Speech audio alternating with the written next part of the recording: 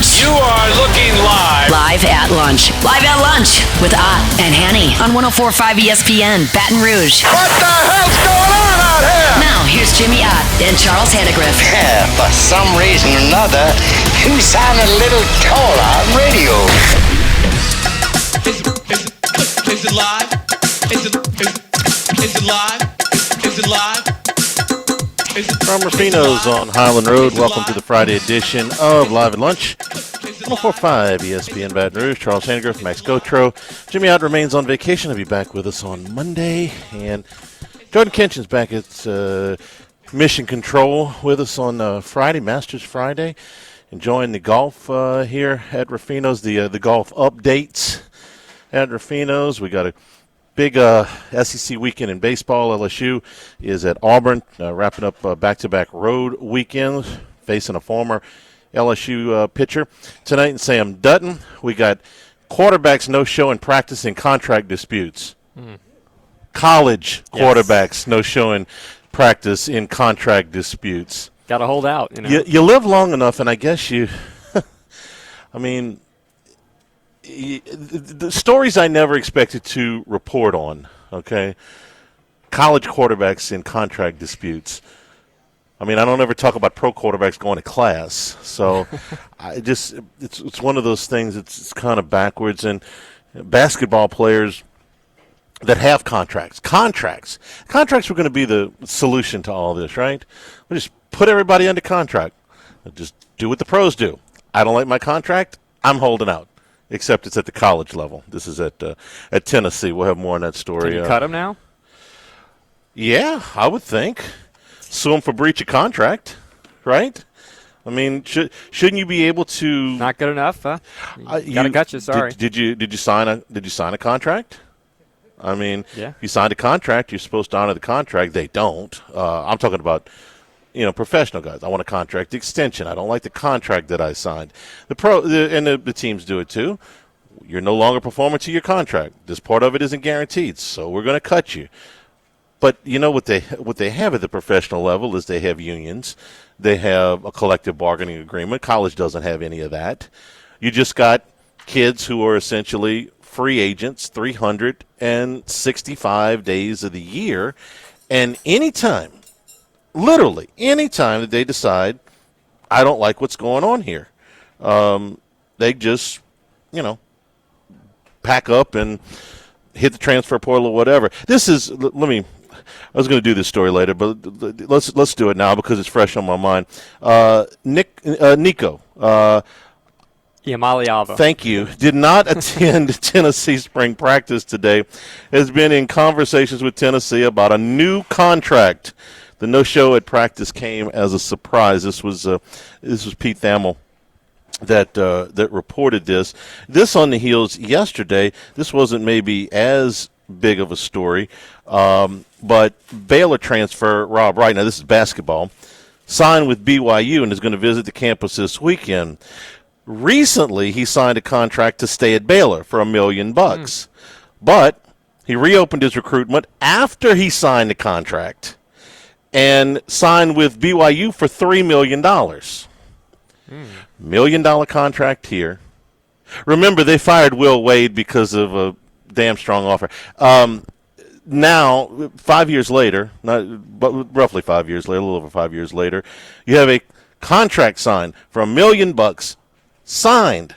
Put your John Hancock right here. Sign this. We'll give you $1 million to play basketball in college. Went and actively sought another contract when he has a contract signed. So, no, I don't think that signing contracts is going to be the one thing that solves all of this, Max. Was it that I've heard that over and over again? Just make them sign a contract. Okay, they signed a contract. Didn't mean a damn thing. I assume when we're reading this story about Nico Yamaliava. Thank you.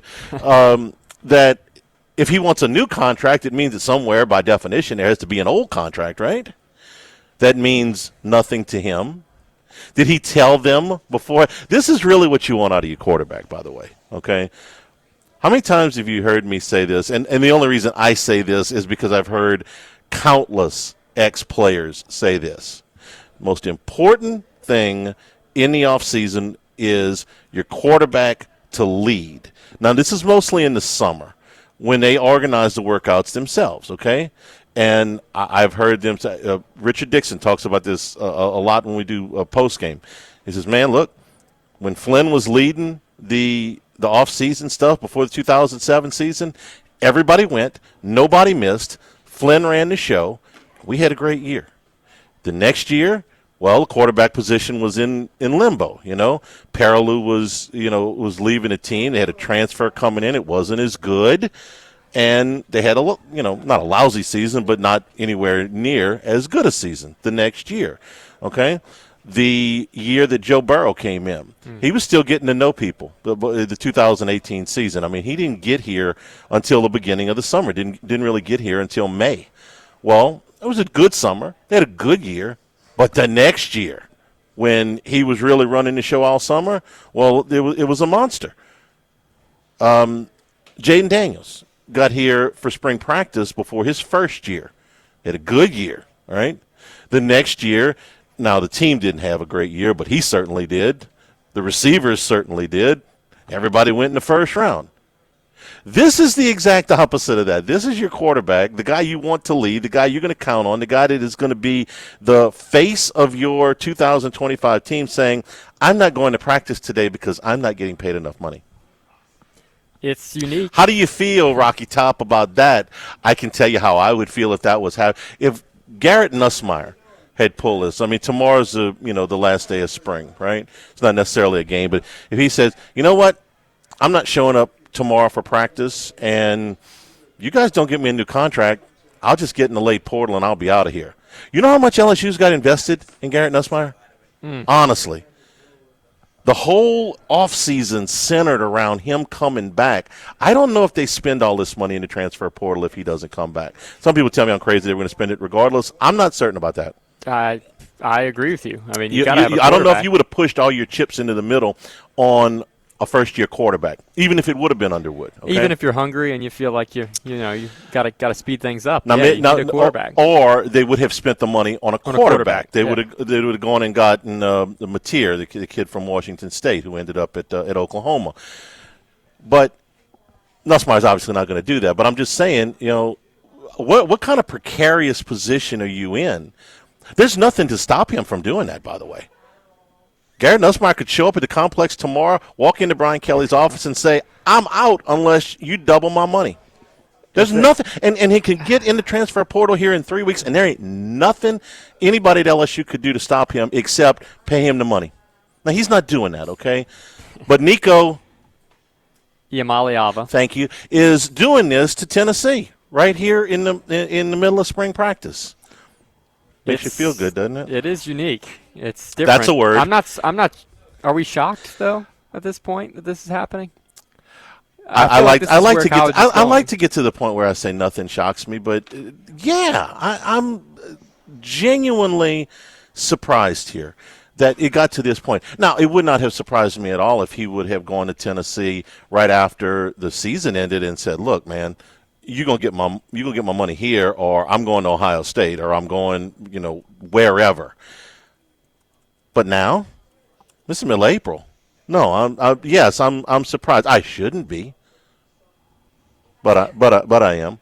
And what about you? Got $1 million contract? Nope, I'm going to get $3 million. Okay, after you sign the contract, could you imagine if after Patrick Mahomes signed his contract with Kansas City was worth $500 million or whatever? It says, you know what? The Rams will give me $1 billion the very next day. The very next day.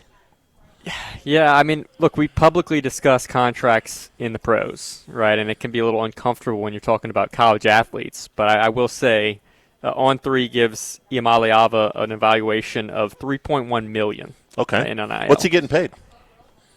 Anybody knows? We don't know. In the NFL, the NBA, I mean, all those contracts are, pretty much public record. Right. They have to be. You have to get under the salary cap. We know what they're making. We know what they're asking for. And we proceed there. If there's any kind of there's any kind of dispute, the agent handles it with the team. Sometimes the union has to get involved.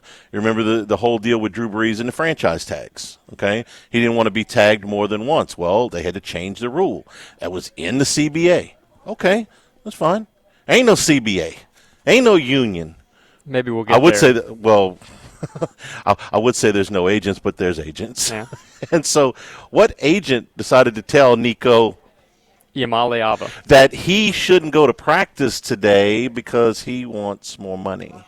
And Rose, who is 1 under par through 11 holes, he's going to get to a favorable stretch of 13 and 15 for scoring. So Justin Rose holding his own. I expected him to maybe dip back to the field a little bit when we haven't seen that just yet. But there's a big group at 4 under par and 3 under par behind there. Ludwig Oberg has bogeyed a couple of holes. He's now at 3 under par, tied for 7th, but he is in the fairway on the par 5 8th, which is very gettable today in a decent hole location. So we'll see. But the big move today so far, we're seeing 4 under par through 9 holes is the best round of the day so far. Rasmus Højgaard, who is a bit of a bomber. We're seeing a few more distance players play well so far today. When you look at Bryson atop the leaderboard, or not atop, but in second place. Bryson, it's interesting, Charlie. He always seemed like a U.S. Open, PGA Championship type of player with long rough, long golf courses. And he won the U.S. Open last year, but that was a bit of a unique test in that, yeah, driving distance was certainly very important at Pinehurst number 2, but around the green play is important there. And he aced that test. I didn't expect that from knowing that golf course.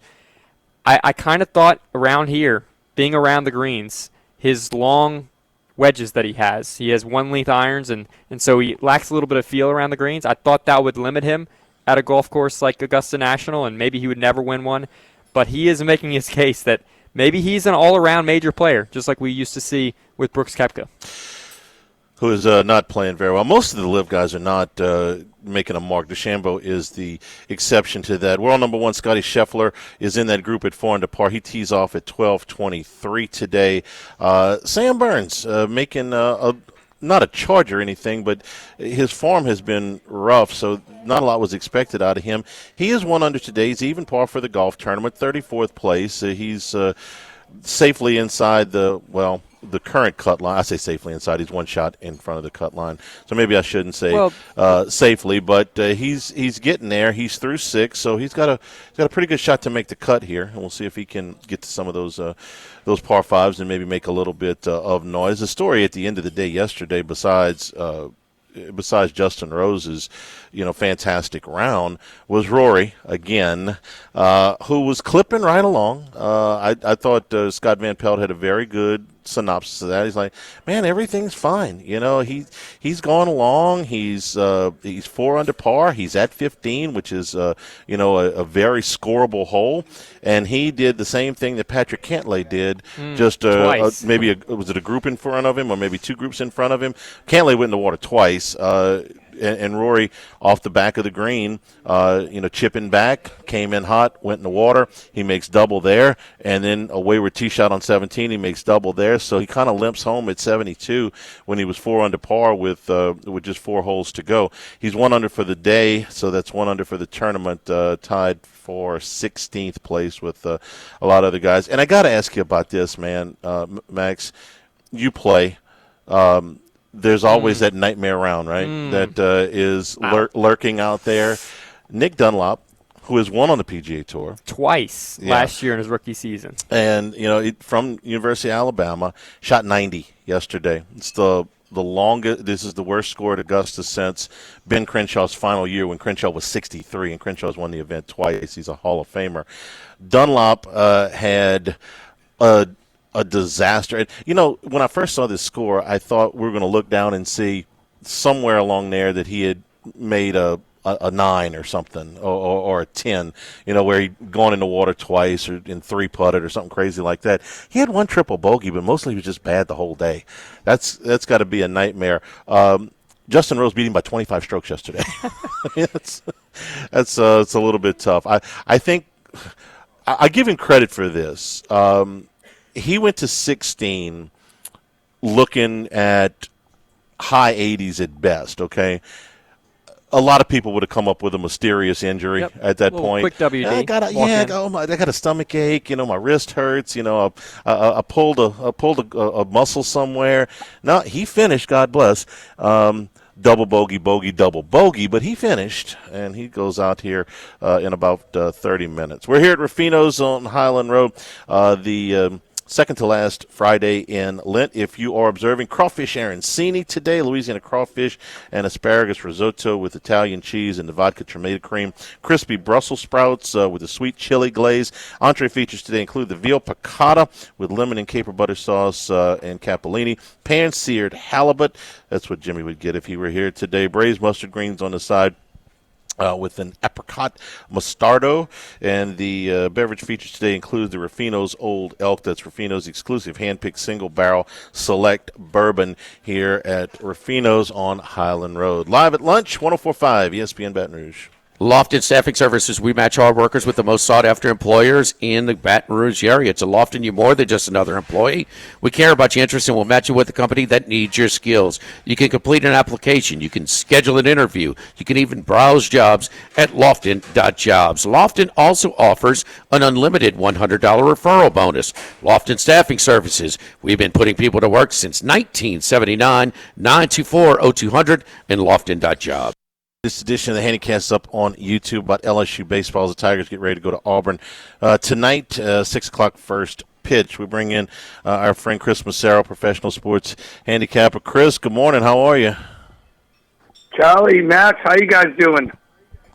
We're doing fantastic. Jimmy's on vacation this week, but we're doing okay. For everybody, it's a little bit different, Chris, when the Final Four is in the rearview mirror. Some people, we all like the Masters. Some people take a little time off. Some people jump right into baseball real heavy. A lot of people like the NFL draft. We're big fans of the NFL draft. Our friend Dwayne Colucci is, got an eye towards Churchill Downs. What takes up most of your time once the Final Four is in there? Or the NBA playoffs start next week.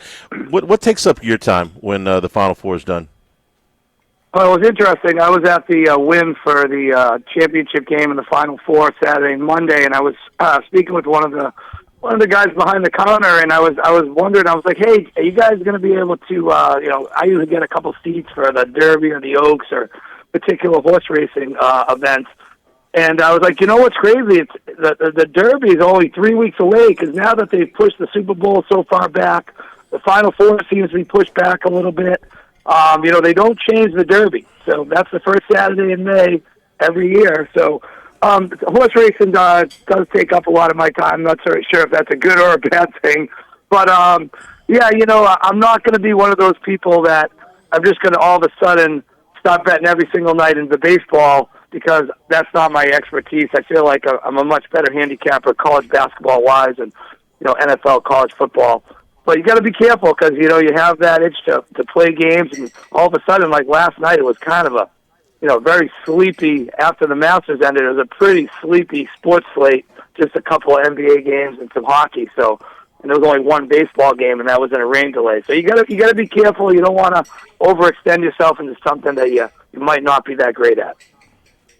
And you're right about it. It seems like everything is pushed back a little bit. It's just kind of the way the calendar fell with the Final Four, with the Monday being April 7th. It feels like everything is a little bit more compressed, and Easter's a little bit later this year, but because of the way the calendar fell. So yeah, I can see where you are. You watch the Masters at all? You into that? Yeah, or is golf off your radar? Oh, no. And I love the fact that the gambling aspect of golf has really picked up, I want to say, since when they shut the world down 5 years ago. We just had, less things to bet on, and they were playing golf. And I think a lot of people like myself who always watch golf, but wasn't always into it as much because, you're not going to watch every round. You don't really care. You just want to see the final round. But when you have a little more skin in the game and there's matchups and the top fives, top tens, top 20s, the outrights, if you get lucky enough to hit one, it's great odds. I mean, you could bet $100 on somebody and walk away with 10,000. It happens almost not every week, but I'd say maybe half the weeks of the year, and especially when Scotty's not playing or Rory's not playing, some of these odds are just it's perfect for the smaller better. We can bet a little and win a lot. I'm 100% into it. Right now, I played a bunch of guys pre-flop. I wasn't on Scotty because I didn't think the odds were good enough. But the way he started yesterday, he's going to be definitely tough to beat. But it's nice to see Bryson DeChambeau making a little charge, and the old guy Justin Rose, who's following up yesterday with a great round again. He's 200 today, -9 through 12. So you would figure he was going to fall back. He's not. He's kind of extended the lead, so it looks pretty good. He would be, if he was able to hold on to this, the oldest first-time winner in the history of the Masters. He's been close before and come up just short. One of the guys that we were watching Rory yesterday. Max refuses to bet him. He's just not majors. I understand. Okay. And Chris, he's just clipping along. He's going to 15. He's 4 under par. He's got the lead in his sights. He's going to finish up with a strong round and get out of there with a 68, maybe a 67, 69 at worst, and then double, and he gets there at 72. I don't know what you were thinking when you were watching. I was watching thinking, here we go again with Roy. He's still it's not like he's out of contention, but man, you go 2 double bogeys in 4 holes. That's hard to overcome. Well, the first double is just inconceivable that he did it. I mean, everyone knows that once it's past the hole, it's going to roll off, and to him to rifle it as far as he did, and it didn't check up. He didn't have any spin on it, and the thing just rolls into the water. It's just inconceivable, especially at that point when you're tied for second. It's not like, hey, I'm going for it. I'm far back. I need to put it close, or I need to try to make it. To do that on the first round at that position in the tournament when you're tied for second after having a great round where he usually, Rory doesn't start fast. So for him to start fast, that was a great sign for him. And then to give it away in less than 30 minutes and pretty much take yourself out of contention. Everyone has seen the stats recently. You need to be top 10, except for Tiger in 2019.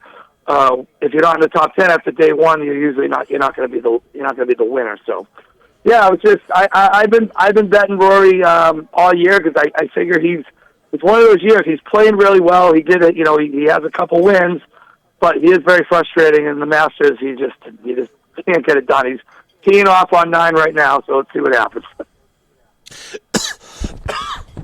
Excuse me, Chris. We appreciate the time as always. Thanks for joining us, and we'll talk to you next Friday. All right, I'll talk to you guys later. Have a great day. Here at Rufino's Live at Lunch, 104.5 ESPN Baton Rouge.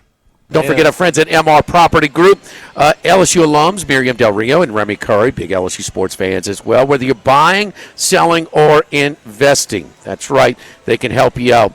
And they're familiar with what has to be done. They're pleasant to deal with. They realize that there's no such thing as a dumb question. It's a big deal. A big deal. And then they'll seek the information that you're looking for. They'll answer any questions that you have. And then their experience at whether negotiating for you as a seller, they have a great track record of producing top marks for selling in the greater Baton Rouge area. And then also for if you're buying, it's not quite the price. It might not this condition. I want to change this. I want this budget for maybe, some flooring. Whatever it is to try and complete the deal to make you comfortable as a buyer as well. And as investing, no doubt, never a bad time to invest in some real estate. MR Property Group with Keller Williams Red Stick Partners in Baton Rouge, 230-4242, 230-4242.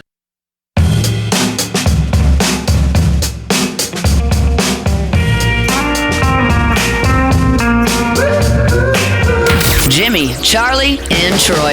3 best buddies sitting around talking sports bets. Let's welcome in Troy Macker from Bet Rivers.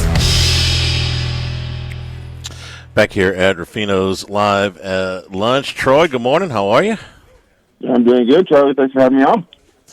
All right. How did it wrap up on Monday night when all of the dust had settled and everything in Florida with the 2-point win for the championship? An exciting game, gut-wrenching if you're Houston, but how'd the numbers turn out?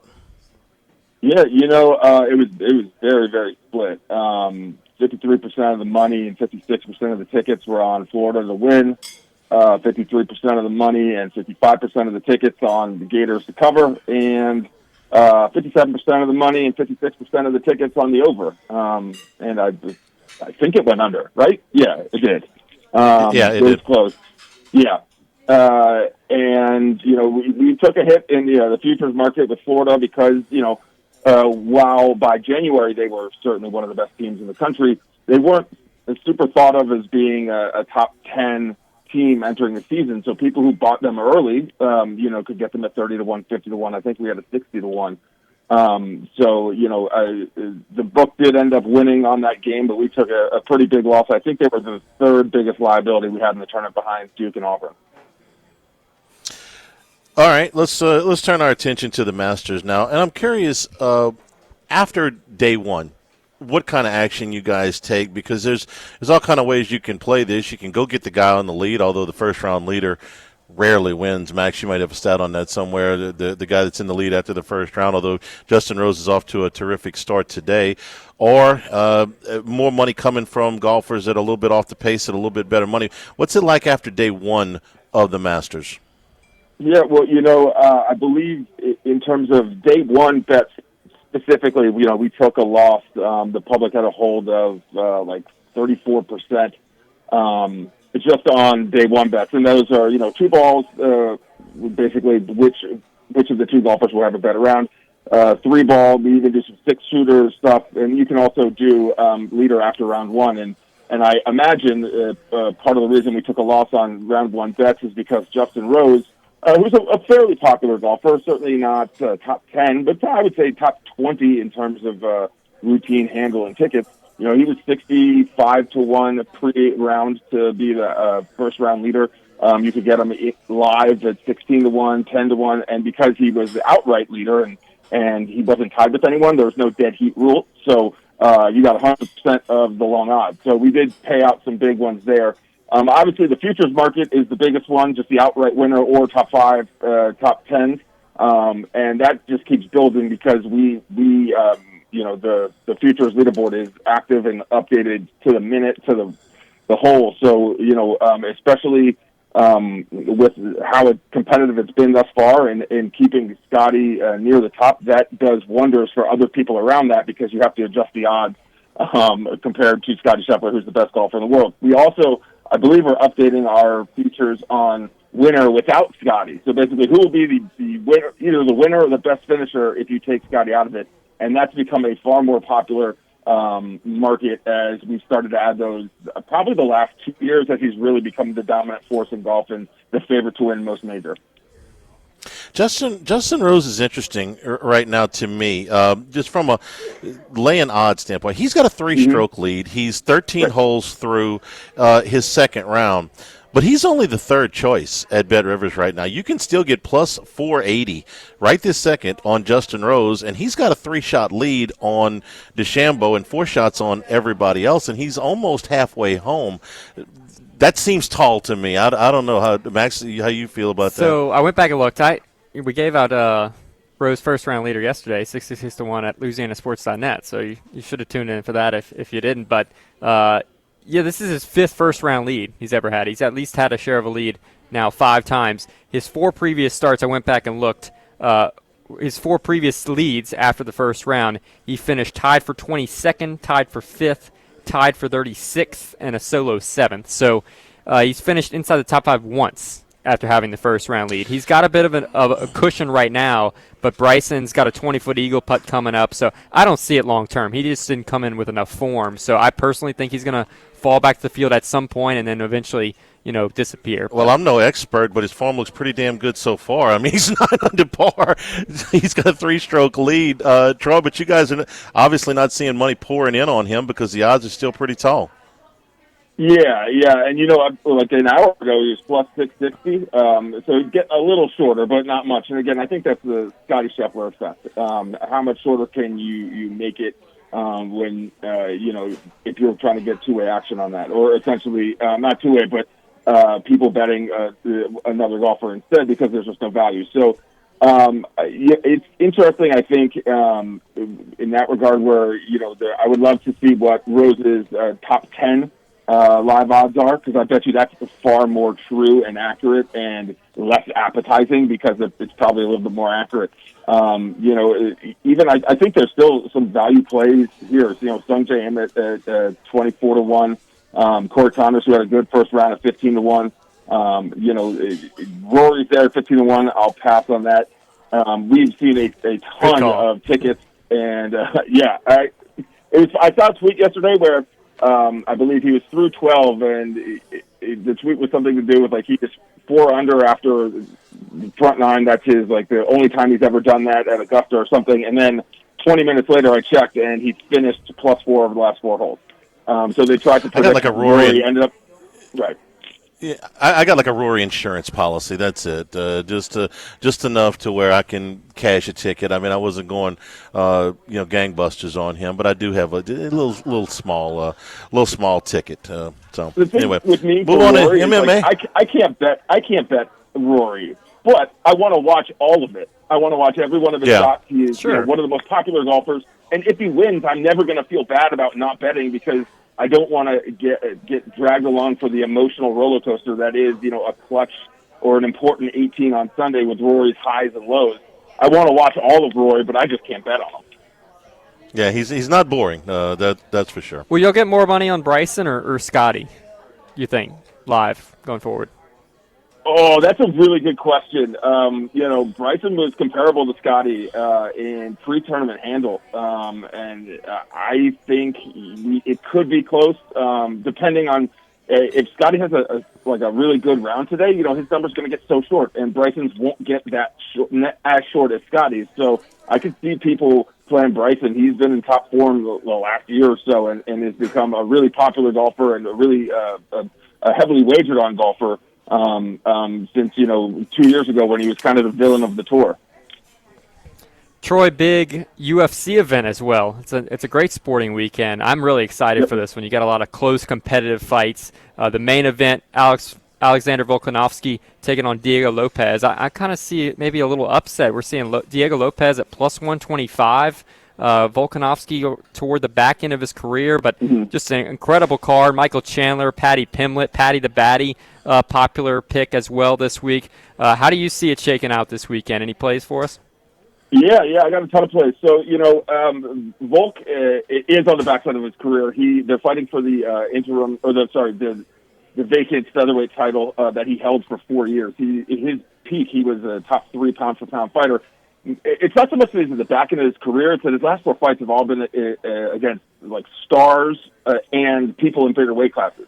So now he's fighting someone who is far more on his level. I think Volk has more talent and skill than Lopez, but he is older. Lopez has power, so it's really interesting dynamic there. I do like the price on Volkanovski. I thought it was going to be a little bit longer. The fight for me is Patty Pimblett versus Michael Chandler. Michael Chandler goes out on the sword every single time. This guy wants to finish fights in 30 seconds, and he has no problem being finished.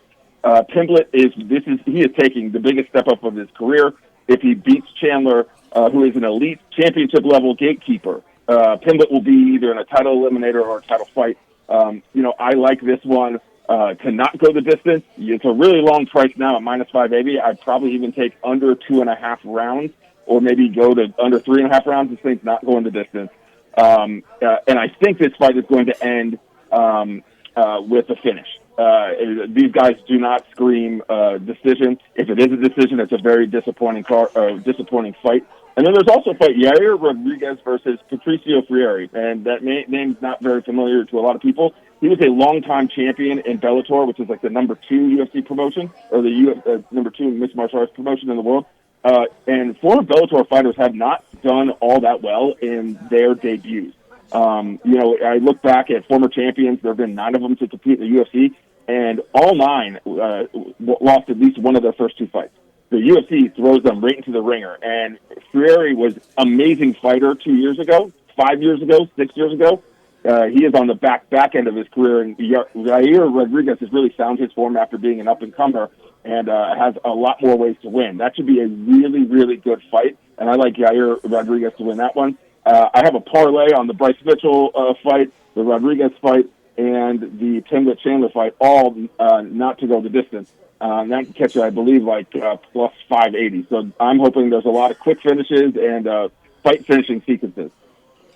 Yeah, Michael Chandler, one of the exceptions to that rule you mentioned of Bellator fighters coming up and actually winning his first fight up. But yeah, it is an intriguing card. And yes, he did. He did drop the second one. That's right. So yeah, Chandler's career, it's a little surprising to me that it just hasn't really worked out, and he still gets a lot of love in the market. So I kind of think Patty the Batty gets one there. But it should be an intriguing card, and it's always smart.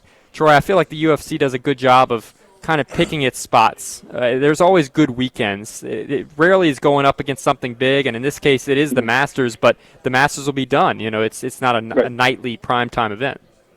Right. Yeah, and Paddy Pimblett, just to reemphasize, he is like the next big face of the UFC if he continues on this trajectory. And the market is showing that. Like, Chandler is a fan favorite, very Donald Cerrone type. He's going to fight for the finish every time. He doesn't care if he gets knocked out. Pimblett right now, 13% of total UFC handle for this weekend is on Pimblett to win, and 9% of all tickets is on Pimblett to win. The second most popular is Lopez to beat Volkanovski, and that's at 6%. So, 9% of the tickets are on Pimblett. People love him. He's charismatic. He has ways to finish fights, but he is going up against a tall task. So this is, forget the betting aspect. This is just really fascinating fight between two finishers who are high-level entertainers in a co-main position where I think this is going to be the fight of the weekend. Yeah, you mentioned Paddy Pimblett, Michael Chandler, under rounds. We're seeing at Bet Rivers under 2.5, minus 137. So I guess that's a decent play from you, huh? Yeah. Yeah, even though I believe both have gone over 2.5 rounds in each of their last or two of their last three fights, but still, I believe two of them were kind of ugly fight decisions. But I just think these guys, they want to entertain, and even if it's for 45 seconds or a minute and 30 seconds, these guys are going to entertain the entire time. There will be, I think, there will be very limited feeling out process, or at least I'm hoping. Troy, we appreciate the time. We'll talk to you on Monday. We'll have some NBA play-in stuff that is set. The Masters will be behind us, but we'll be inside of 2 weeks. We actually inside of 2 weeks now, the NFL draft, so we'll get into some of those numbers as Bet Rivers posts them. Have a great weekend, buddy, and we'll talk to you next Monday. You do the same. Thanks, guys. We're brought to you by the Thibodaux Store. Thibodaux Store at 900 St. Patrick Highway in Thibodaux. Right now, if you're getting the yard, the garden, the flower beds are in getting them in shape right now, up to 55% off of select lawn and garden items at the website doitbest.com/Thibodaux Store. Your potting and your topsoils, your spreaders, your seeders, your grass, and weed control, up to 55% off of a lot. And a lot of these things are available for delivery. 40% off of hoses, $40 off of all of your pressure washers, patio furniture, also on special right now on the website, wheelbarrows, garden tools, pretty much everything you're going to need to get your yard in shape. Also, Cajun Cooking Specialty cookware shipped right to your door. Again, on the website, it's doitbest.com/Thibodaux Store. All of your Cajun cookware and all of the accessories. Also, a large selection of grills and the Big Green Egg cookers are available at the Thibodaux Store. They do key cutting, they do paint matching, they do propane services, screen and glass repair, and their experts can walk you through any project. Thibodaux Store, 900 St. Patrick Highway in Thibodaux. The sister property, the Pierre Part Store, and online it's doitbest.com/Thibodaux Store. Live at Rufino's, live at lunch, 104.5 ESPN Baton Rouge. Don't forget our friends at Total Diamond Performance. That's right, the Total Diamond Performance summer baseball and softball skills camps. 2-day, 3-day, 4-day options. Camp format allows players to receive detailed instruction on all facets of the game that will assist them in becoming the total baseball player. Contact Nick Schneider at nick@tdpbaseball.com to register today. Total Diamond Performance summer baseball and softball skill camps to accommodate your schedule. 2-day, 3-day, and 4-day options.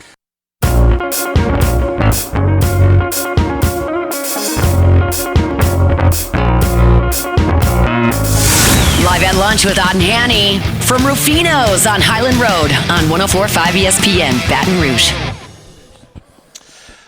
Back here at Rufino's, Max, a little update. Justin Rose with a bogey, so he's back to 8 under par. He's 1 under for the day. One shot ahead of Bryson DeChambeau. This was a 3-stroke lead. Just as soon as I mentioned that you were getting good odds on Justin Rose, it immediately went with the bogey. Yeah, a little sloppy. As soon as I said something, DeChambeau at 7 under. Matt McCarty's having an interesting round. You had him. You put this on Autolocks yesterday. One of his heads-up matchups. Oh, I just sent that to you. Oh, okay. Right. I thought you put it on Autolocks. Okay. But he starts out today double bogey. But now he's got 7 birdies in 10 holes, and all of a sudden he's in third place at 5 under par. Yeah, 3 over through 2 holes. I'd kind of chalked that one up as a loss already. But, 7 birdies down the stretch for a guy who, look, he won in the fall events. The PGA Tour has some fall events. They're lesser. That's how I think he's in this field. He was a Korn Ferry Tour Player of the Year last year, so this is a rookie season. And he hit the ball excellent. He might have led the field in strokes gained approach yesterday. Had a bit of a cold putter. That's why I played him today. But he is following it up outstandingly. I don't know if come moving day tomorrow that he's going to stick around, but it's certainly notable because the way in which he's doing it seems somewhat sustainable. It's not like he's just putting the lights out. And that's why ultimately I think Justin Rose, who putted very, very, very well yesterday, is not going to be able to actually put on a green jacket by the end of the week. But we'll see. I mean, he's held it longer than I expected. But certainly you look at the leaderboard right now, Bryson 1 back, Scotty Scheffler yet to play 4 back. It seems like if they're a 2 clear-cut favorites, I think right now I would probably take those 2 over the field at this point. And that might seem early, but I would probably take Bryson or Scotty versus the field. Scotty Scheffler is so good that he is still a strong favorite here, 4 shots off the lead. Well, is there anybody? I mean, he hasn't gone off yet, so that can be a little misleading. Okay. Now the conditions are supposed to be harder this afternoon. He goes out and pars the first 3 holes. He's not going to do anything but go down. And for what it's worth, I kind of thought he'd run away with the Houston Open. I know he finished runner-up, but he got off to a great start right out of the gates, and it felt like he might just put it away, but he did not. So we'll see. Hour number 2 straight ahead here at Rufino's, live at lunch, 104.5 ESPN Baton Rouge.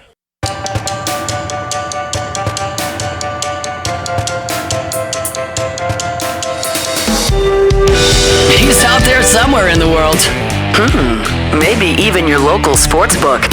Can anybody help us? Let's bring in Bruce Marshall.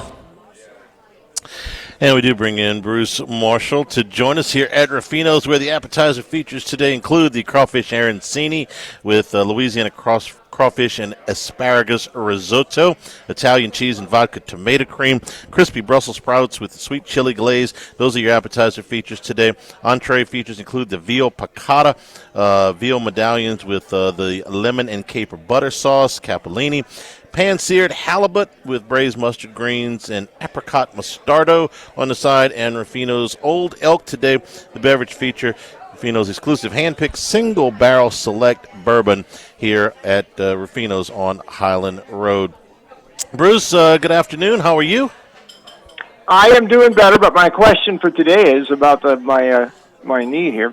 You do rehab, and you go to these the rehab center, and they give you illustrations and pictures of how to do these exercises and all. But the pictures are all of like guys in their 20s, and I say, you need to have one of these for guys in their 60s. I'm not going to be an Olympic downhill skier. I just want to be able to walk around the block. You got me doing stuff that I can't. So anyway, that's what's been preoccupying my mind this week. As somebody who's had hip replacement surgery, I can understand where you're coming from. Hey, are you going to be ready for training camp? That's really all we need to know. Are you going to be you're ready for contact on the first day? No. No. Well, that's honest. That's honest anyway. Bruce, how'd you come out on the Final Four as we kind of put that to bed on Monday night? Yeah, Florida was. They made it a little hairy there in the end. I did a money line on Monday night because I know they got kind of tight, but that was quite something there. And the way they really just grabbed a hold of that game in the second half. They looked like they were really out on their feet there. But that defense, I don't know. In the last, Houston did make some shots down the stretch, but none of them were easy. I mean, I don't think they had an easy shot the last 15 minutes of the game. So Florida's defense really turned things around, and that was well-deserved. Felt bad for Houston. Interestingly, of those teams in the Final Four, if you just read all the stuff about looking to next year, I mean, Houston's got a top-flight recruiting class coming in. They already got Pop Isaacs out of the portal. He was hurt most of his last year at Creighton, but we know what he could do. So they might actually have the best chance of those four to get back. Florida won't be the same next year. All those guards are gone, so it's going to be that. This is sort of the way it is in college hoops, and I've been following the portal here now, and all these changes. I mean, there's new guys coming in there every day. Year to year, it's different. We won't see the same Duke next year. That's a once-in-a-decade team they have. The Boozer twins are good. They're not as good as Cooper Flagg and Malowach and Kneipel, though. So it just changes from year to year so much. So that's the one thing. Kind of enjoy it while you can, but it'll look different next year. Bruce, let me ask you about Texas A&M's hire of Bucky McMillan from Samford. We've seen in the last, approximately a year, a little under a year actually, Texas A&M, with all the money in the world, starting to lose coaches that they want. The first one was a baseball coach, and Jim Schlossnagle, who went to Texas. Then Buzz Williams. They didn't want Buzz Williams to leave, but he left for a job at Maryland. Then they wanted to hire Chris Beard, who politely declined, got a counteroffer from Ole Miss. But, you would think that Chris Beard, of all people, who would probably love to stick it back to Texas, would have taken a job with more resources, or at least conceivably more resources in Texas A&M. But no, and I don't know a whole lot about Bucky McMillan other than what I've read on his resume. He was at Samford. He was a very successful high school coach before that. But splash hire it ain't. And I'm just curious your thoughts about the A&M athletic department at the moment. Yeah, good points there, Charlie. And I think really, A&M got caught kind of by surprise from what I'm hearing that Beard said no. I mean, they were fully expecting him to come on board and jump back in, and that shook them a little bit. So their plan B, it took them a while to sort of formulate that. Now, we've heard McMillan's name for a few years now. I mean, like you said, he had a lot of success there in the Birmingham area and in Alabama high school basketball, a lot of success. Transferred that over to Samford. They've been good, improved, not great, but they've been pretty good. But we had heard his name as a coach on the way up, but he has spent almost all of the last many years, most of his career in that little area right there around Birmingham, because that's where Samford is too. His teams play a very attractive style. This is everything that the fan base wants to hear. Up tempo, shoot a lot of threes, aggressive. Force the defense to be aggressive and push the pace. But this was not their first choice. And one other thing about McMillan, he could bring his top two scorers with him. But a lot of these guys who make the move like that, like McCollum did last year, he came up from 1AA last year into Drake, but you bring a lot of your guys with you. He doesn't have a lot of guys he's going to be able to bring with him from Samford. And there's not a lot left at Texas A&M. And Buzz, by the way, the one who is coming back, Pharrell Payne, he took with him to Maryland. So they better be prepared to bite the bullet there for a little bit at Texas A&M. But you're right, he wasn't their first choice. And it's got to be a little slap in the face to them because, here they go again. In the football, we saw it again with Jimbo. They thought that was going to work. We'll see, and they've moved on from Jimbo there and how Elko is going to do down the road. But another slap in the face for A&M, and they're probably getting tired of it. I think I'd have a few questions for my athletic director if I were the president there, but we'll see how it goes. Got to get your thoughts on this story that broke this morning. Tennessee quarterback Nico Iamaleava, thank you, has decided that he's going to hold out for a new contract. Now, we got a few more details on this. He was scheduled to make, and apparently has a contract somewhere, for $2.4 million. He wants $4 million. And so he decided to skip practice today, and this caught Tennessee completely by surprise, and they're more than a little steamed about it. I looked back last year, Tennessee was a playoff team, Bruce. Nico was the 10th best quarterback statistically in the Southeastern Conference. 5 of those guys have moved on, but you're still at best the 5th best returning quarterback in the conference. I mean, he had slightly more yards than Michael Van Buren at Mississippi State, who LSU brought in to be a backup. And there's at least 2 or 3 guys I see that were below him last year that I'd rather have. I'm just wondering what you think. Is this guy that good? Is he worth $4 million a year? Because I didn't see $4 million a year worth last year. I agree with you, and sort of a novel concept to Nico's connections here and his agents. You know, maybe Nico's not that good, and good, not that great. And I just wonder also about these nil deals, and I've been trying to research a lot of this stuff and how it works. I mean, one year to the next, can you just is it multi-years they're paying these guys? Do you have to if you don't, do you renegotiate it? There's a lot of gray area in there, but I totally agree with you. I don't think Nico's as good as Joe Milton was. I don't think he's as good as Hendon Hooker was. I thought they got kind of fortunate to get in the playoff last year. They didn't even show up against Ohio State in that game at Columbus. So good, not great. It's a lot of nerve on his agent's part. I think they might think they got Tennessee over a barrel here. But they are opening. The portal does open up here after spring, so maybe there's another quarterback they could get. So it's like a game of cat and mouse that they're trying to play, or a game of chicken, really. They're trying to play with Tennessee to force, thinking they've got Tennessee back into a corner. I don't know. I mean, there's so much going on with the nil stuff now, and the new NC2A stuff, and some of the nil. From what I gather, nil can still exist outside of these. The schools bringing the nils in house. But it's as this thing evolves, I kind of don't like to see these players playing hardball like this, and maybe they have the right to do that, but something just doesn't seem right here. And that's the other thing. I mean, he's got a team he's got to come back and lead too, just from a team standpoint here. And his teammates can be looking around, and he's kind of holding them all hostage here. That can't be good for the locker room, I don't think. We'll see. But I just don't think there are many positives to come out of this, at least on the field for Tennessee. But we'll find out how it plays out. Well, there's really not. And he's got, like I said, a contract. I've heard that over and over again, and I even kind of bought into it, that if you sign these players to contract and you held them to contract, I mean, you can sue them, I guess, but that would largely solve a lot of this. Well, Baylor's got a basketball player named Rob Wright who had a $1 million contract to remain at Baylor. With that in hand, went to Provo, Utah, and signed a $3 million deal with BYU. So I don't know what the contract at Baylor is going to turn out, if they're going to sue him for breach of contract or whatever. But the contract didn't seem to make a difference in that case, and it doesn't seem to make a difference here. Now, let me give you an either or. Who would you take? Would you take Nico if you had to? Quarterback at Tennessee next year, would you take Nico or would you take Diego Pavia from Vanderbilt last year? Diego Pavia. Okay. Would you take DJ Lagway from Florida or Nico? DJ Lagway. Would you take Jackson Arnold, who was at Oklahoma and is now at Auburn? This is a little bit tougher.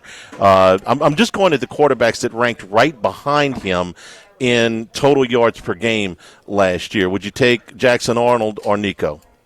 Jackson Arnold. That one's a little bit tougher for me. I'm not a big Jackson Arnold fan, but I see Lenoris Sellers from South Carolina, who was just in front of Nico last year by about 10 yards a game. Lenoris Sellers, I would take. By the way, Arnold, I did see one of his best half of the year he played when I was at that Ole Miss game last year. So the one time I saw him in person, he didn't look that bad. But I know he's the questionable one. All those other guys I'd take over Nico and Asanto. And I'm going to throw you 2 more names.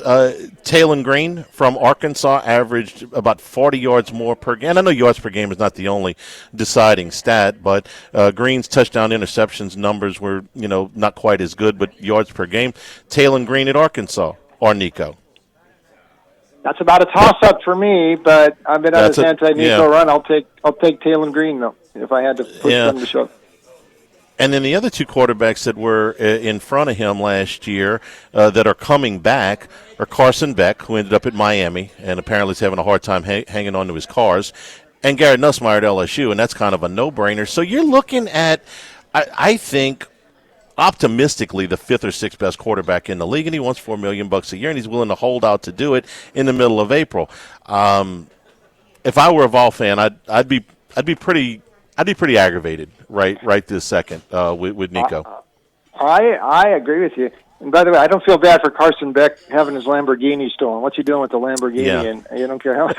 but it's funny. I just we went to a bagel this morning, and there was a guy with a Tennessee shirt walking in.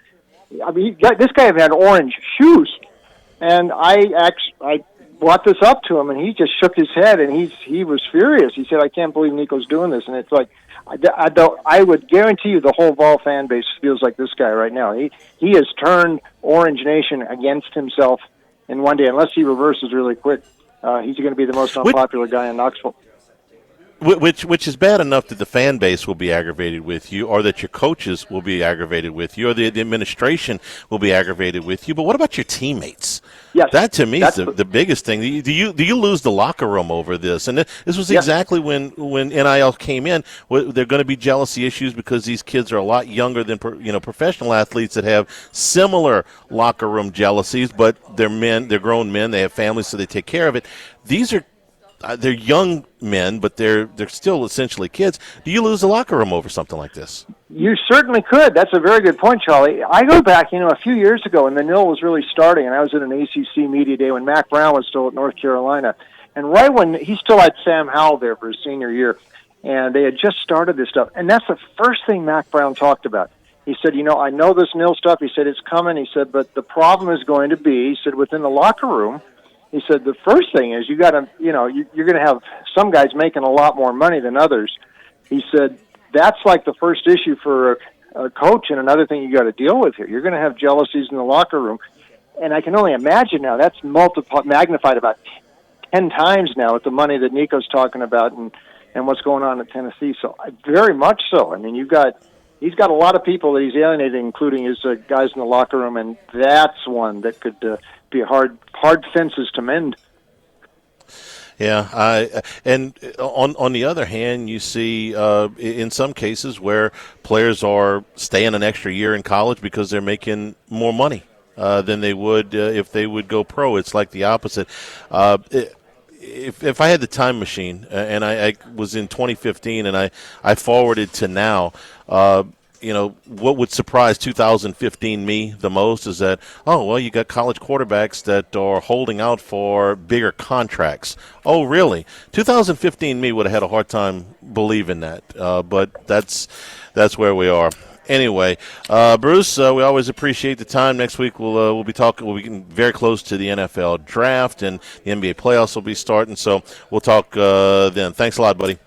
Have a good weekend, Charlie. Thank you. Bruce Marshall checking in with us from out in Las Vegas. We're brought to you by Louisiana Health and Injury Centers, helping you deal with pain. Dr. Michael Goff and his staff done a great job for our family. So if you got back pain, muscle soreness, neck pain, things that are keeping you from maybe moving around as well as you want to, or maybe costing you a good night's sleep, let them help you out. They can target those problem areas, get you to feeling better, whether the exercise and stretching programs that they do there or the adjustments that they can handle with for you, the dry needling, the electric nerve stimulation, cryo, ultrasound therapy. They'll figure out what the best course of action is for you, and they'll get you to feeling better. Airline Highway, Plank Road, Jefferson Highway near Drusilla, Dr. Michael Goff, Louisiana Health and Injury Centers. We'll take a break and be back here at Ruffino's Live at Lunch, 104.5 ESPN Baton Rouge. Don't forget our friends at Legacy Title. Chad Reynolds, Legacy Title for all your real estate closings. 296-0060. Full-service title company servicing all of South Louisiana. Fast, friendly, professional services, which you get every time you call 296-0060. Ashley Bonham-Donald, Mariana Broussard-Haynes, Adrian Reese-Galata, Michael Platt, and Natalie and Bradford Smith. Buying, building, refinancing, nobody chooses you but you. Chad Reynolds, Legacy Title, 296-0060.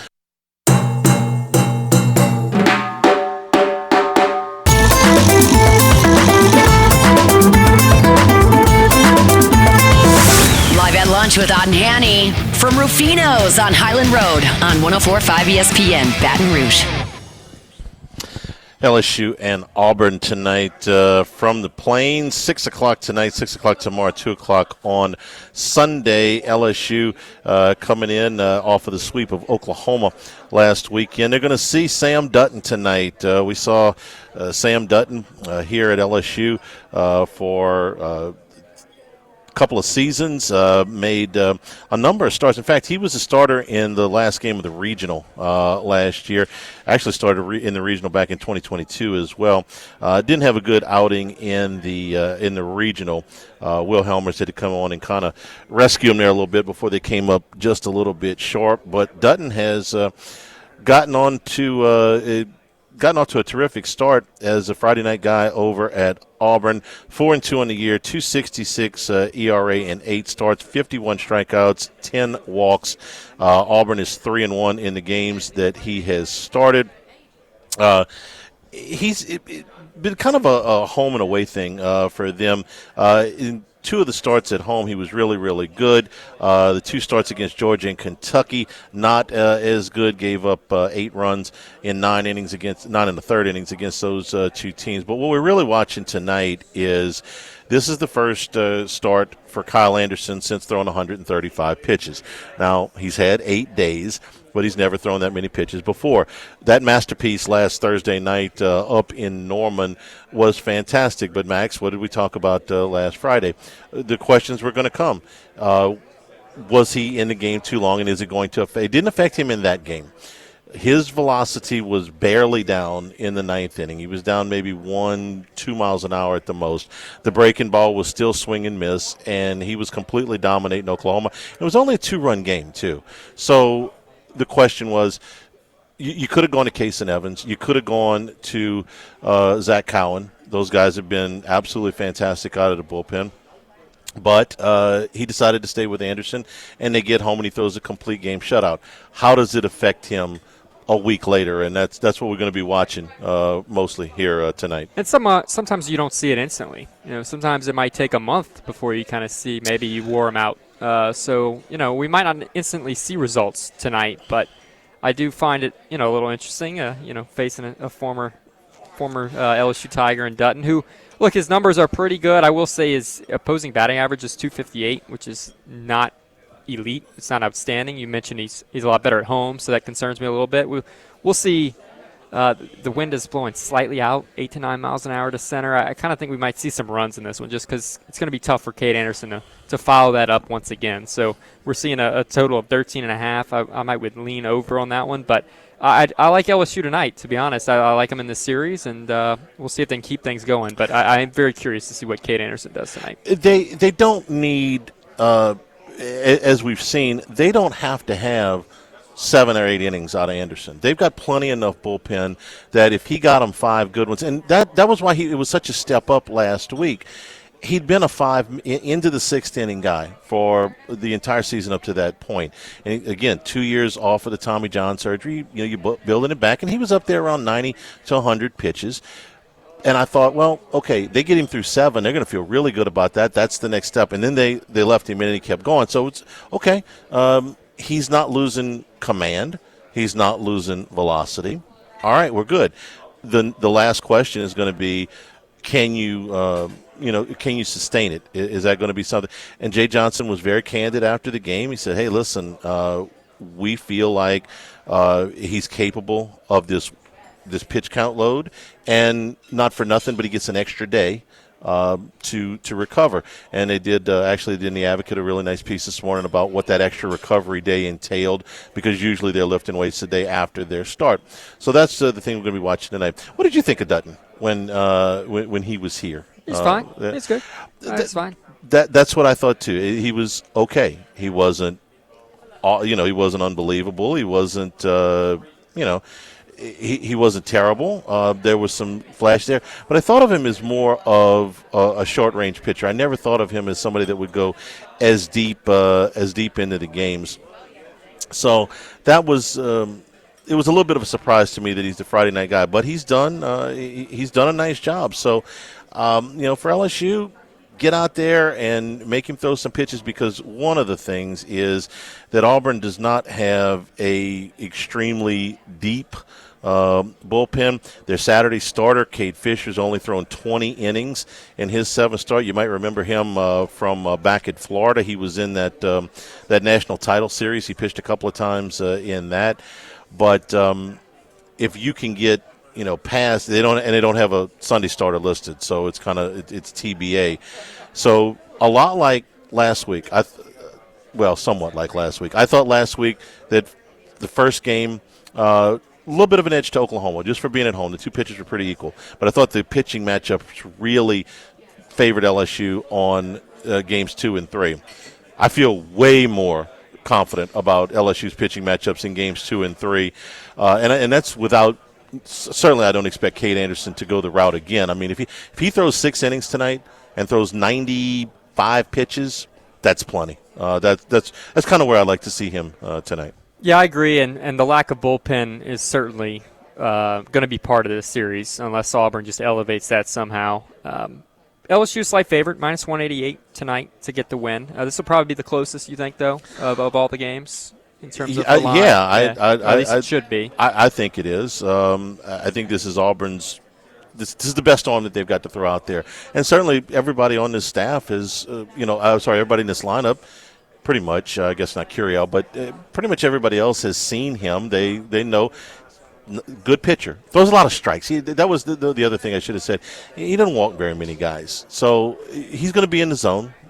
Swing the bats. Yeah, LSU, second right now in the conference in batting average. Auburn's 5th. They can hit the ball. They're not a really home run heavy team, despite their park. Their park's pretty hitter friendly, right? They just redid it. It's been a while since I've been there.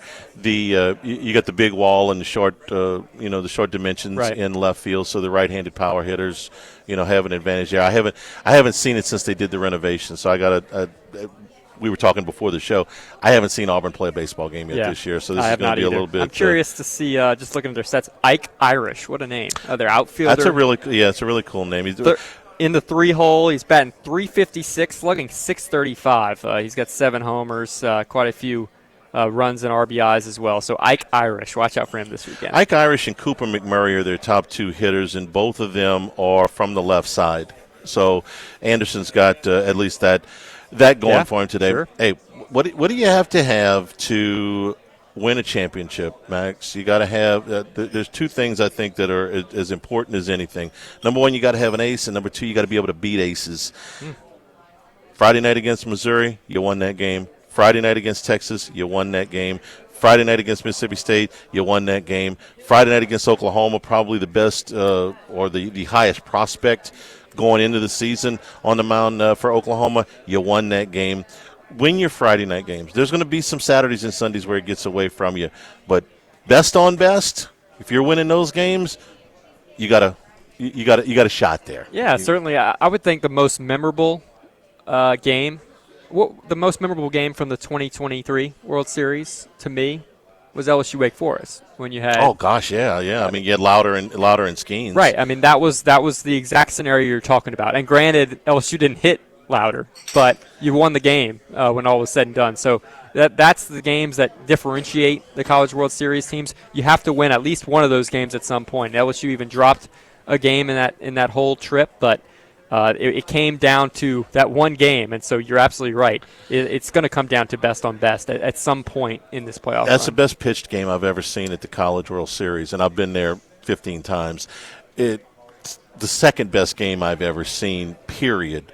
The Warren Morris game stands alone, but that was next. I mean, those 2 guys both got to the big leagues quickly, both having a lot of success. Skeens obviously more, but Louder's been plenty good too. Tommy White hits a home run to walk it off. If that game would have been for the national championship, it would probably be 1A with Morris. But the Warren Morris game stands alone. That one was next. And you're right, best on best. Today's show brought to you by Coastal Capital Advisors, your full-service financial planners when it comes to retirement. No 2 situations are alike. So let Coastal Capital Advisors help you out, along with your business partners, your tax professionals, a legal team, to make sure that all your retirement goals are in place. And you know what? It's that special touch that they will hand with you in what has been a pretty volatile week, I would say, in the stock market. That's being kind. They can talk to you, let you know what's going on, kind of ease your mind, talk about strategies with you. Markets adjust, they adapt. And, I had a conversation with Phil earlier this week about what was going on. Keeps you, very much in tune to where your portfolio is and what the best moves are. Contact Phil, 337-981-1376, or online it's coastalcapitaladv.com. Advisory services provided by New Age Advisors. Member FINRA, SIPC. We'll take a break here at Ruffino's Live at Lunch, 104.5 ESPN Baton Rouge. That Electric Man, BatonRouge.com. Electric work, Charlie, is not do-it-yourself stuff at home. No. You got to call out a professional. You can call them out anytime. Yeah, they take calls 24 hours a day, 7 days a week. Quality service for installations, lighting, electrical service, you name it, whatever you need. So need a little extra lighting for your office or for your home space, no problem. Guaranteed scheduled appointments. When it came to my house, it was right on the dot. Call ahead of time, 10 minutes later, they are there. Insured, free inspections, and estimates. We're licensed professionals, so you get quality service when we're dealing with anything from child-proof outlets, electrical safety inspections, dedicated computer circuits, or electrical code updates. Electric Man, BatonRouge.com. That's 372-5356, 372-5356, or Electric Man, BatonRouge.com.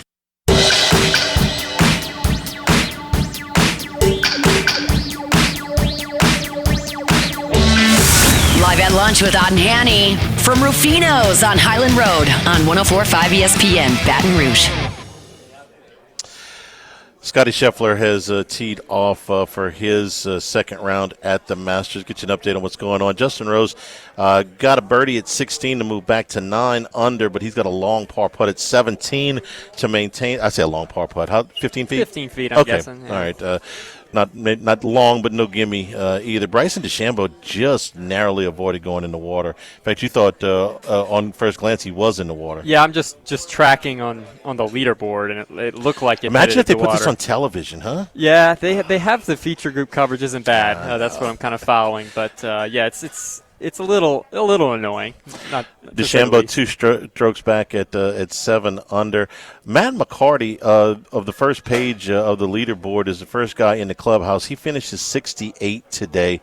One of the more interesting rounds that you'll see. Opened up double bogey, and then from 6 to 17 went on a birdie binge in 12 holes.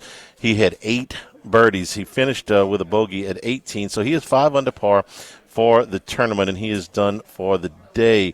Sam Burns. And boy, as soon as I said that, no, he's okay. I thought he had bogeyed number 10, but he's par number 10. Very solid front 9 for Sam. Max, he 3 birdies and no bogeys on the front 9. He's 2 under par, 7 strokes off the lead, but in a very crowded group at 16th place right now at 2 under par. He's playing better than we thought. Huh? I did not expect this. I'm very, very pleased with Sam Burns. We'll see if he can get it home, but I was worried about him even making the weekend just because he hasn't had the best of major performances and he didn't come in with great form. But if there is one major that he's done better at, it's probably this one. So I'm maybe not surprised he's making the cut, but at the very least I am surprised he's well under par at this point, 2 under par, 3 under for the day. And we'll see if he can put himself in a position to where maybe he can make a big move tomorrow. Now, you've been watching the weather there. You think that the wind is going to be a lot more challenging for the afternoon groups than the morning groups? It just visually it seems to be picking up, and that was sort of the forecast, and that would concern me a little bit with just making these greens even firmer than they already are. But I don't think it'll play massively more difficult this afternoon than it did this morning, but it just might be a slight more challenging on certain holes where the wind is blowing a certain direction. So they can't I know the answer to this. This is sort of a joke. They can't go out and water the greens, right, in the middle of the round if they get dried out. We've seen it before. U.S. Opens, they'll hand water them. So they could do that. I'm sure they have the capabilities. But at Augusta? At Augusta, yeah. No. They don't water the greens. They do, however, allow you to relieve yourself in Rays Creek, which I would have never – just kind of setting that joke up. I never would have figured – I saw this yesterday.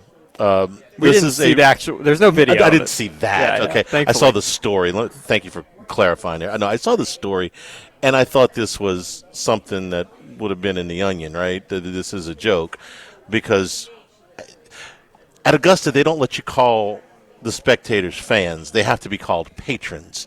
You can't call it the rough. You have to call it the second cut. We found out a couple of days ago they were fussing at Rabelais because he said back nine or backside instead of second nine. Okay, but apparently you can go take a leak in Rays Creek and not face any ramifications. I'm surprised. I was worried, they might disappear him or something. But thankfully, he's on the grounds and playing today. This is a rookie out of Arizona State. Yeah, right? Amateur Jose Luis Ballester, who is actually the favorite to be low amateur. He's playing with Scotty's group. So it's not like he was just playing on some small group that nobody was following along. And Justin Thomas is on the green, and it's taken a little longer. I don't remember exactly what was going on, but he's like, I got to go. And so he sneaks behind wherever they are, and he goes and relieves himself in Rays Creek. This looks like a story out of The Onion. Right? It does. I couldn't believe this would happen. So my wife asked me, she goes, what'd they do with the guy? And I'm like, that was real? I thought it was fake. I thought it was just one of these lampoon stories. Like, if they're as strict as they are, you can't run, okay, anywhere on the grounds. You can't take your cell phone most of the places. I figure as soon as I found out that this was real, I'm like, they're going to have this guy lined up and shot. Yeah, there's going to be a firing squad somewhere. They're going to ban him from the state of Georgia. Forget about the grounds. They're just going to. You can't even go in the Eastern Time Zone anymore. I would imagine he got a bit of a talking to from Masters officials. It's interesting. He said he would kind of duck off and nobody would notice. Well, when he ended up coming out from relieving himself, some of the patrons were giving him an ovation. So they've clearly seen it. It's quite remarkable that this happened. And look, Spanish he's from Spain. It's his second language, so maybe he just didn't quite understand the question fully. But he was asked about it after, and he basically said, if I had to do it again, I'd do it again. So he doubled down. I'm sure it was an emergency situation, but... And they have a bathroom on that hole. He wasn't really aware. As a rookie, didn't know that there was a bath. I mean, we've all been in that situation where you have to go really bad, and there's maybe no facilities around, and it's an awful feeling. Everybody's been there at least once, but not at the Masters. I mean, this happens at Mardi Gras when you can't get in somewhere because it's a 3-drink minimum to use the bathroom. But this doesn't happen at Augusta. Yeah, normally when you take relief in golf, you're getting a drop. This has got a whole new meaning to that. I really can't believe it. I mean, this is like bringing an air horn to Wimbledon. You're going to be banned from the tournament. If he would have won the tournament, they said, okay, you get no green jacket because you peed in Rays Creek. Borderline sacrilegious over there. He's a good player. He shot 4 over yesterday. We'll see. Yeah, had a rough start and kind of righted the ship. So I don't know. We'll see if he can make the weekend. He's parred the first hole along with Scotty Scheffler, who just missed a birdie putt on one. So we'll monitor the situation, but just not too closely, because if he goes back in the trees, just he's playing in the same group with Scheffler, and Justin Thomas. So what is worse, getting caught peeing in Rays Creek or getting arrested while you're trying to drive your courtesy car into Valhalla? Well, one's unlucky and one's just on you. I think it's. Yeah, I think it was unlucky. That's my opinion. I don't want the Louisville Police Department coming after me, but never saw the pants. No, well, no. Never saw the pants. So. We saw a picture of the guy's leg, and poor guy. Fabricated completely. Here at Ruffino's, again, the Friday lunch specials include the crawfish arancini and the crispy Brussels sprouts, veal piccata, pan-seared halibut, and the Ruffino's Old Elk, your beverage feature today. Back to wrap it up here at Ruffino's on Highland Road, live at lunch, 104.5 ESPN Baton Rouge.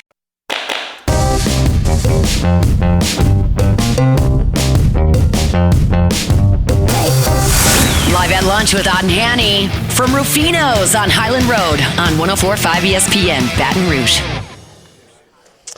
And we welcome you back here at Rufino's. Always enjoy our time over here. Fridays for, better part of 15 years here at Ruffino's. We're also brought to you by Total Maintenance. Total Maintenance.